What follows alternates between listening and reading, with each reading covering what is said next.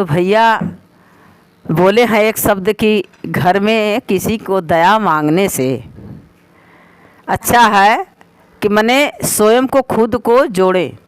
लेकिन भैया ये ऐसा नाम ही है कलह कलयुग का कि ऐसा हो ही नहीं सकता है। अरे एक माँ का जो भूमिका होता है, जैसे माता पिता हमारे साहब श्री भैया हरिंद्रानंद माँ दीदी नीलम आनंद आई हैं। दीदी बोली ना कि तुलसी का पत्ता का रस जो है कितना सुंदर अमृत बना दीदी नीलम आनंद के शब्दों से कि वो अमृत सांप के जहर को पी गया, सांप के जहर को पी गया, तुलसी के पत्ता का रस।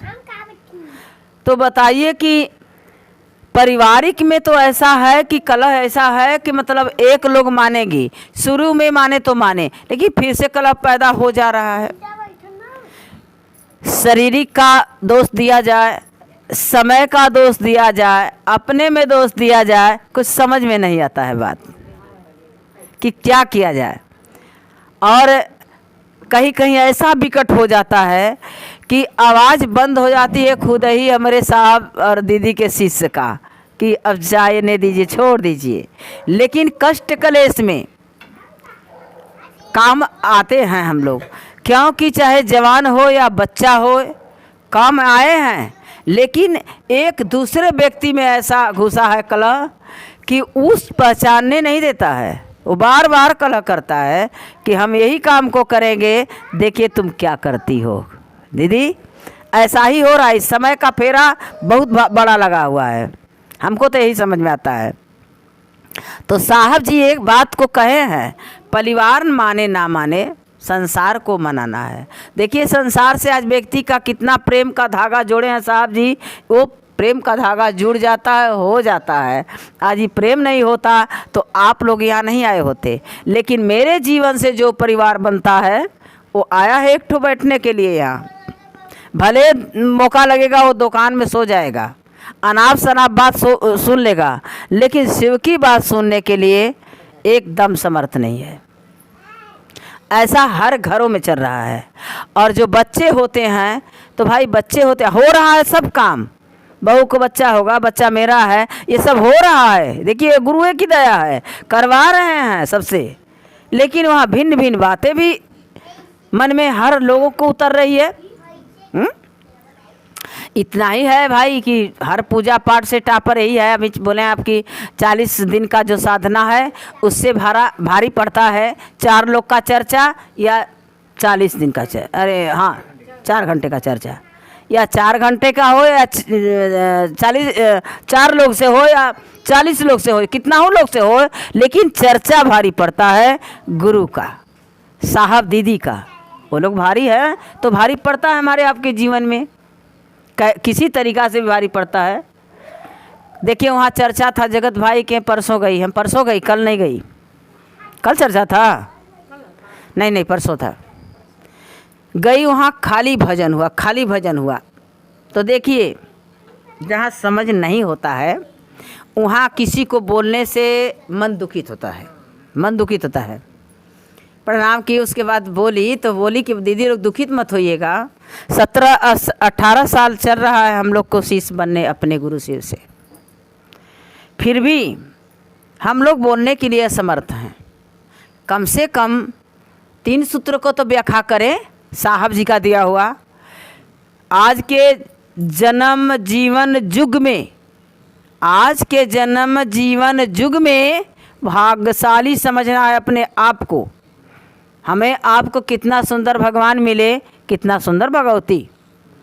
बाकी इस पर हम लोग ध्यान नहीं देते हैं। भजन गाते हैं, भजन भी ठीक है, आप लोग की भजन ठीक है, भगवान ही की गा रही हैं, लेकिन जो शब्द है वो असर करता है। मेरे साहब जी ये शब्द में दे चुके हैं, भजन का परिणाम हल्का और चर्चा का परिणाम भारी। पलरा पर कोई चीज़ तौलाता है तो हम लोग बड़ी निगाह से देखते हैं, बड़ी निगाह से देखते हैं कि कहीं वो उड़ती न दे दे, झुकती चाहिए। एक भगवान ही का पूजा है जिसको कि हम झुकती ना लें, उड़ती का लें। हुआ चर्चा हुआ वहाँ, गुरु का दया हुआ। तो बोले कि दीदी 17-18 साल हो गया तो आप लोग सत्ताई की चर्चा रखिए, क्योंकि रोज़ ना हो, ये माइक तो ना होए लेकिन आपस में बात करना जरूरी है। शब्दों में मैं बोली, आओ कुछ बात करे हरिंदर की, दर्द कोई क्या जाने हरिंदर की।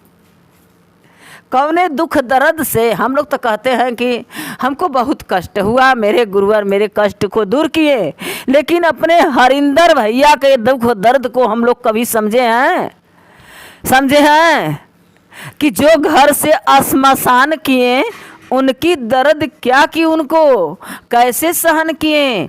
भगवान थे, स्वयं भगवान थे, लेकिन मेरे भगवान को दर्द हुआ कि नहीं? शरीर जब आई है तो दर्द तो था ही, दौड़ा था तो दर्द है, इंसान है तो अपमान है, अपने परिवारों से अपमान सहकर। साहब जी कहते हैं कि गाड़ी चलाते समय एक ठो कोई औरत बोली थी कि अरे एकरा के लौकत ना बकारे, एकरा क्या फुटल बा, बड़ी अच्छा लगेला, बोला ना साहब जी। अब बताइए, अपमान मेरे भगवान नहीं सहे हैं? मेरे भगवान को दौड़ने में कष्ट नहीं हुआ है ना? तो ही बोले कि दर्द कोई क्या जाने हरिंदर की, आओ कुछ बात करे। तो आओ बात करेंगे तो हरिंदर की करेंगे। ये हरिंदर की दुनिया है भाई बहना, ये हरिंदर की दुनिया है। यदि मोदी की सरकार है तो मोदी पीएम बन के चला रहे हैं, अखिलेश नहीं चला रहे हैं, अखिलेश बैठे हुए हैं। जब उनका आएगा ना अधिकार, जीतेंगे तब जाके तो उनका चलेगा अधिकारी। तो त्रेता द्वापर में राम भगवान श्याम भगवान थे, उनको भगवान का दर्जा दिया गया। मेरे भगवान भैया कहलाए तो क्या भैया स्वागत में रहेंगे? नहीं, मेरे भगवान हैं, हमारे लिए तो भगवान है, वो मेरे मन के स्वागत में वो मेरे भगवान हैं। और माँ दीदी नीलम भगवती। तो हम बोले कि भाई साहब जी मेरे एक कलाकार में बहुत भारी बोझ पड़ा है, हमारे साहब जी को बहुत बड़ा भार पड़ा है, क्योंकि हर युगों की बात हो रही, आदिकाल की बात हो रही है। आदिकालों में जो भगवान से युद्ध हुआ, राम कृष्ण से जो युद्ध हुआ, तो सेना साथ कुछ से हुआ। प्रेम भी की भी बात आती है, तो प्रेम में सेवरी मीरा केवट का भजन बना हुआ है, वो आता है। लेकिन पूरी सृष्टि की बोझा नहीं पड़ा उन लोग पर, जैसे कि मेरे साहब श्री हरिंद्रानंद पर है। पूरी सृष्टि का बोझा मेरे साहब श्री हरिंद्रानंद पर है, माँ दीदी नीलम आनंद पर है, जो अपना परिवार लेकर चल रहा है। वो परेशान रहता है, नथा रहता है, असहाय रहता है। और जो साहब दीदी हैं मेरे पूरी सृष्टि को लेकर चला रहे हैं। आज कितनी बड़ी बात है। तो आप लोग कुछ शब्द में व्याख्या करिए। तो दीदी लोग बोली सो मार के रखा गया है, वही दीदी से बताएं, हमको तो चला नहीं जाता है। आपको अगर सकेगा तो वहाँ जाइएगा मंदिर पर, ताकि जैसे एक दो लोग चर्चा करने वाले हों, चर्चा करते करते करते करते सुनते सुनते और मांगिए दया साहब दीदी गुरु शिव से कि इन लोग को भी बोलने को सिखाइए, इन लोग भी बोलें। जुड़ने के लिए अब यहाँ तो भाई बहुत लोग जुड़े हैं, तो बहुत लोग नहीं जुड़े हैं, है ना, लेकिन बहुत लोग जुड़े हैं। हमारे साहब की शिष्टता की सैलाब बहुत भारी हो चुकी है। कहीं साधु संत का सैलाब लगता है तो जुड़ा हुआ से वहाँ लगता है, लेकिन जो घर घर का शिव से शिष्य जुड़ा हुआ है, ये घर घर का सैलाब है मेरे साहब दीदी के लिए। ध्यान से सुनिएगा उषा दीदी, जो हमारे साहब का घर घर जीव एक एक ठो जुड़ा हुआ है शिव से, वो अधिक से अधिक हो चुका है। अब जो है साहब दीदी से ही दया मांगना है कि हे हमारे साहब दीदी, ये आपका तराना है, आपका युग है, आपका जमाना है, आपका ये जीव रूप शिष्य बन रहा है। शिव के लेकर शिव स्वयं जब आप कहे हैं तो जल्द से जल्द सृष्टि शिवमय करिए, सुंदर करिए। आई जो सपना सजा है, जो शब्द से है, जो लक्ष्य में है मेरे साहब को, वो होकर रहेगा दीदी, होकर रहेगा, हो रहा है।